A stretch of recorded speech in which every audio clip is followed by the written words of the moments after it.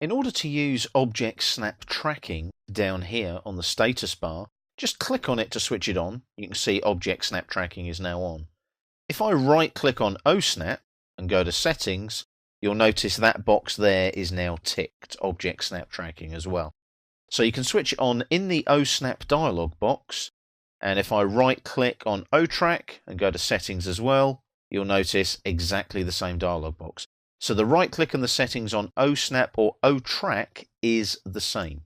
Why do we use OTrack? We use OTrack to find object snap tracking points that we don't want to have to draw construction lines to.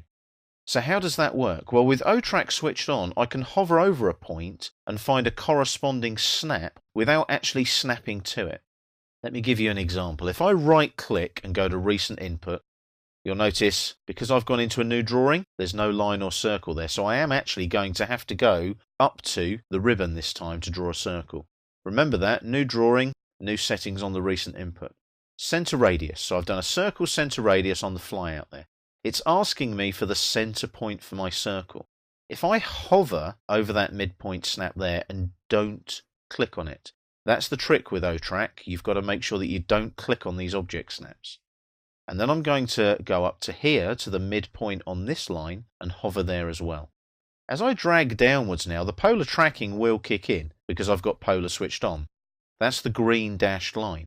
But as I drag downwards, look, I've got a corresponding intersection of the other midpoint snap on the left. So if I now left click, that is the center of my circle. So I'll make that 1 radius there, and there's my circle there. So basically what I've done is added that circle for my symbol.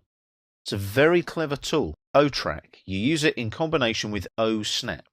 Now, another one that I could do there perhaps, I might want a much smaller circle here to indicate perhaps a point that I snap to.